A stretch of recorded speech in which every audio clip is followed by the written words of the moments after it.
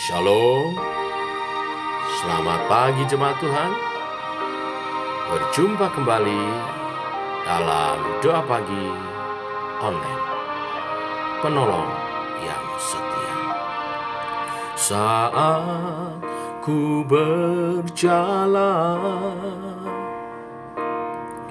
kasih-Mu menerangi langkahku. Takut, tak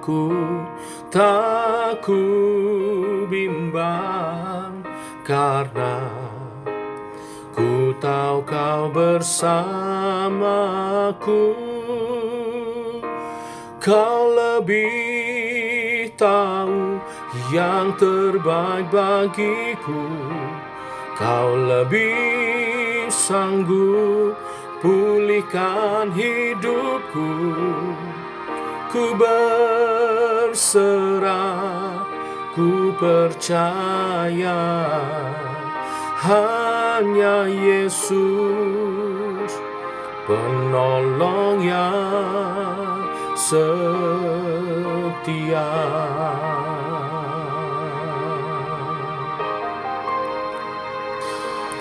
Saat ku berjalan, kasih-Mu menerangi langkahku. Tak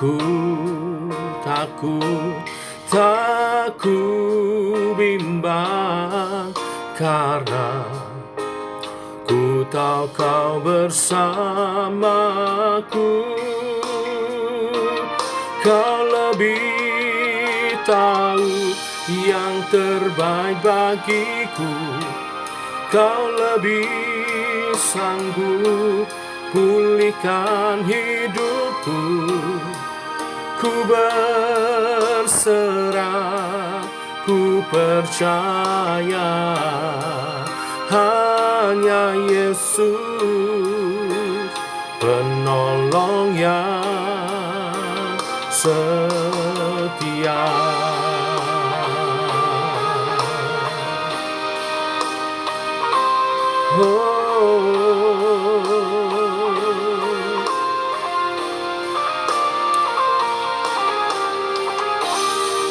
Penolongku, Kau setia.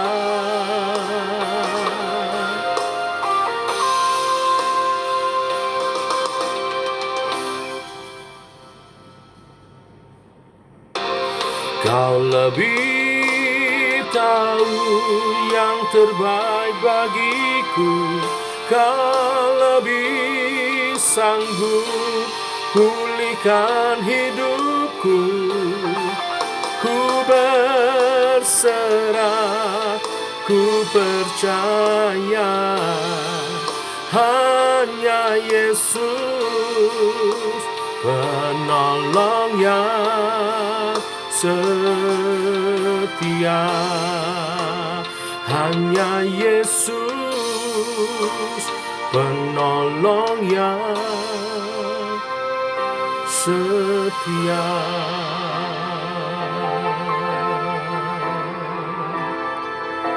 Kau penolong yang setia,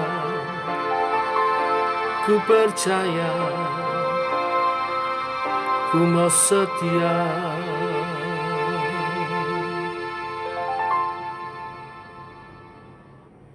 Biar kami setia, sebab Engkau setia Tuhan, dengan karya-Mu dalam hidup kami.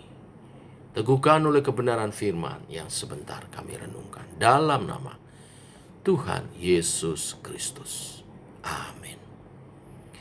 Bapak Ibu, kita lanjutkan renungan firman Tuhan pada pagi hari ini. Yosua pasal 12 ayat 1 sampai ke 24. Demikian firman Tuhan.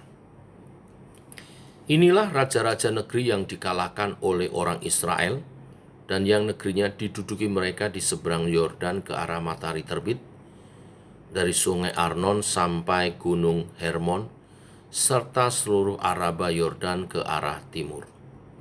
yakni Sihon, raja orang Amori yang diam di Hesibon, yang memerintah atas suatu daerah dari Aror yang letaknya di tepi sungai Arnon.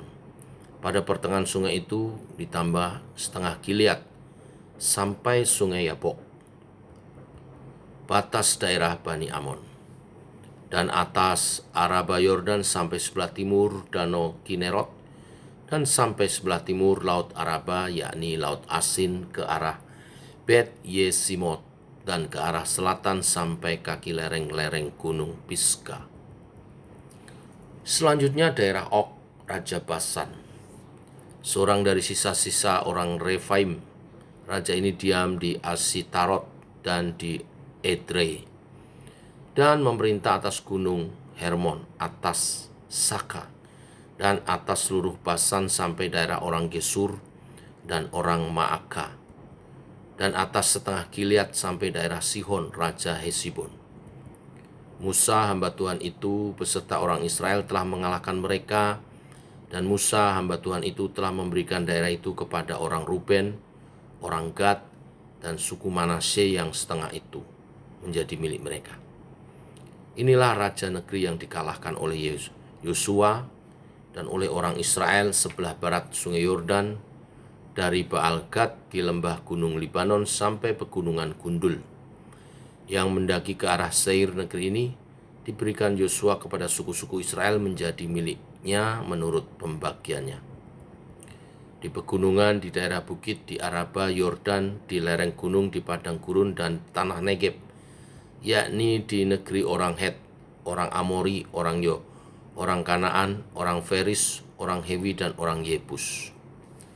Raja negeri Yeriko, satu raja negeri Ai, di sebelah Betel, satu raja negeri Yerusalem, satu raja negeri Hebron, satu raja negeri Yarmut, satu raja negeri Lakis, satu raja negeri Eglon, satu raja negeri Geser, satu raja negeri Debir, satu raja negeri Geder, satu raja negeri Horma, satu raja negeri Arad, satu raja negeri Libna, satu raja negeri Adulam, satu raja negeri Makeda, satu raja negeri Betel, satu raja negeri Tapuah, satu raja negeri Hever, satu raja negeri Efek, satu raja negeri Lasaron, satu raja negeri Madon, satu raja negeri Hazor, satu raja negeri Simron Meron, satu raja negeri Aksaf, satu raja negeri Taanak, satu raja negeri Megiddo, satu raja negeri Kedes, satu raja negeri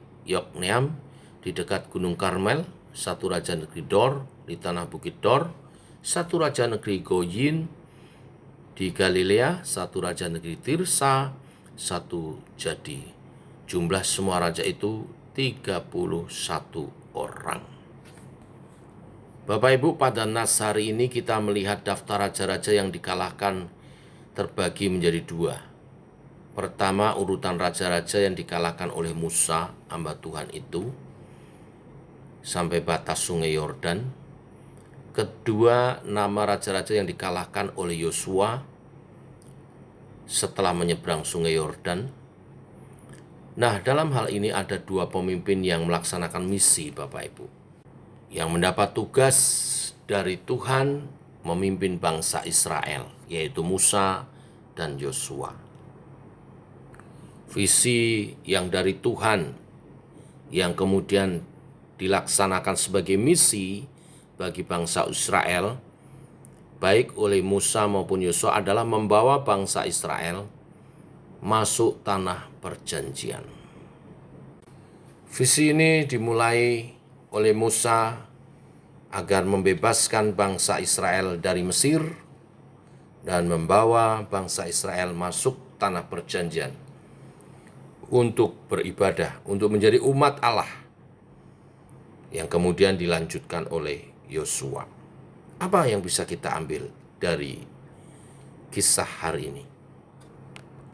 Yang pertama, kita mesti memahami visi Tuhan bagi setiap orang percaya adalah memasuki atau memperoleh tanah perjanjian. Tanah perjanjian kita pahami sekarang bukan tempat, tetapi satu kondisi kemaksimalan hidup, hidup yang maksimal di dalam Yesus Kristus. Kita tidak boleh berhenti dalam kita mengikut Tuhan hanya setelah kita menjadi orang Kristen saja, setelah kita baptis saja. Tetapi kita mesti mengikuti terus proses Tuhan, karena visinya kita makin serupa dengan Kristus. Dan hidup kita maksimal dalam segala aspek kehidupan kita. Bangsa Israel tidak boleh berhenti hanya sampai pada Sungai Yordan. Tapi mereka harus menyeberanginya. Setelah menyeberangi juga tidak boleh berhenti. Mereka harus menguasai daerah-daerah di tanah perjanjian itu. Sampai semuanya mendapat bagiannya. Demikian hidup kita. Kita mesti sampai serupa dengan Kristus. Allah Roh Kudus akan membimbing kita. Dan Yesus Kristus Tuhan, ketika datang kedua kali, dia akan menyempurnakan karyanya ini. Menjemput gerejanya yang kudus dan menyempurnakannya. Yang kedua, Bapak Ibu Jemaat Tuhan, dari kisah ini kita belajar tentang kepemimpinan. Kepemimpinan yang dari Tuhan itu berkelanjutan, berkesinambungan. Mengerjakan visi dan misi yang sama, yaitu membawa umat masuk tanah perjanjian, kemaksimalan hidup di dalam Kristus. Demikian gereja Tuhan seharusnya peralihan pergantian pemimpin itu tidak menjadi masalah. Karena visi misinya sama dari Tuhan. Siapapun yang meneruskan kepemimpinan adalah hamba Tuhan.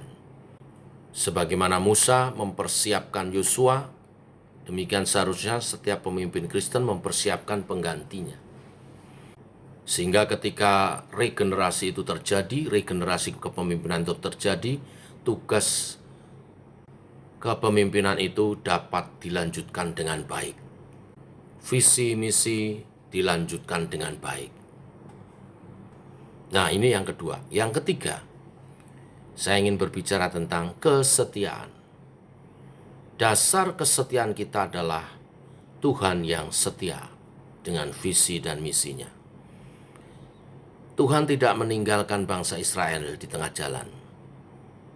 Tuhan setia dengan visi misinya, membawa umat Tuhan masuk tanah perjanjian, menyertai sedemikian rupa. Walaupun kita tahu sejarah bangsa Israel begitu tegar tengkuk, tapi Tuhan setia. Bila Tuhan setia, kita juga harus belajar berlaku setia. Setia dalam proses Tuhan, setia dalam visi misinya Tuhan, sampai kita semua disempurnakan serupa dengan Kristus. Inilah berita firman hari ini. Visi Tuhan memanggil setiap kita adalah agar kita makin serupa dengan gambaran anaknya, maksimal di dalam Kristus. Para pemimpin mengerjakan ini sebagai hamba-hamba yang setia, mempersiapkan regenerasinya. Karena Tuhan setia, mari kita juga setia dalam proses Tuhan, dalam visi dan misinya. Tuhan memberkati. Shalom, mari kita berdoa. Bapa, dalam nama Tuhan Yesus kami mengucap syukur. Oleh kasih dan anugerah-Mu pagi hari ini, kami bersyukur bangun dalam keadaan sehat, dan Engkau sudah siapkan berkat-berkat Tuhan berkelimpahan menyertai sepanjang hari ini umat-Mu berjalan bersama dengan-Mu Tuhan. Terima kasih untuk kebenaran firman bahwa Tuhan memberi visi kepada setiap orang percaya, yaitu maksimal di dalam Kristus. Tanah perjanjian kami adalah seluruh aspek hidup kami yang maksimal di dalam Kristus. Baik iman pribadi lepas pribadi, maupun kehidupan kami berkeluarga, kehidupan kami melayani, kehidupan kami dalam usaha pekerjaan, berkarya, maksimal semuanya dalam Kristus. Tuhan menuntun kami, Tuhan menyertai kami dengan kesetiaan-Mu. Maka kami juga harus setia dalam proses ini. Karena kami tahu ketika kami setia, Tuhan sendiri yang berperang bagi kami. Raja-raja di Kanaan dikalahkan oleh Yosua karena penyertaan Tuhan. Karena Yosua juga mewujudkan kesetiaannya kepada Tuhan. Bimbinglah kami hidup berjalan bersama denganmu dalam kesetiaan iman, sehingga kami memenangkan peperangan-peperangan kehidupan kami. Dan seluruh bagian aspek hidup kami makin maksimal dalam Kristus. Nama Tuhan dimuliakan. Hidup kami jadi kesaksian di bumi seperti di surga. Sampai Engkau datang kedua kali Tuhan, menjemput gerejanya, menyempurnakan hidup kami. Kami ada berkenan di hadapan. Secara khusus berdoa untuk perjalanan hamba-Mu hari ini, beserta dengan pengurus Pak Yepi dan Ibu Pendeta Tasina untuk retreat sinode. Tuhan, Engkau menyertai perjalanan kami dari Jakarta sampai Salatiga, sehat, selamat, tidak kurang dari satu apapun. Jauhkan dari segala merabaya kecelakaan apapun. Selama mengikuti retreat dari hari Selasa sampai Jumat juga Tuhan mengurapi kami, sehingga pulang dari retreat kami bisa membagi berkat ini kepada jemaat-jemaat Tuhan. Sementara hamba-Mu mengikuti retreat gereja Tuhan dalam perlindungan penyertaan yang daripada Tuhan. Urapi berkati Penatua Yusa dan pengurus yang lain yang mengelola gereja sementara hamba-Mu ada di retreat sinode. Berkati umat-Mu, sertai umat-Mu, keluarga-keluarga semuanya dalam perlindungan penyertaan yang dari Tuhan. Apa yang dikerjakan tangan kami Tuhan berkati, menghasilkan yang terbaik. Usaha pekerjaan, keluarga, juga pelayanan kami Tuhan berkati semua. Terima kasih Tuhan. Kami juga menyerahkan sebentar malam ada komsel umum, Tuhan juga menolong umat Tuhan berhimpun dalam Zoom, belajar firman-Mu, merenungkan firman-Mu siang dan malam. Tuhan memberkati. Terima kasih Tuhan, ini doa kami naikkan dalam nama Tuhan Yesus Kristus. Amin. Demikian Bapak Ibu jemaat Tuhan. Selamat pagi, selamat berjalan bersama dengan Tuhan. Shalom.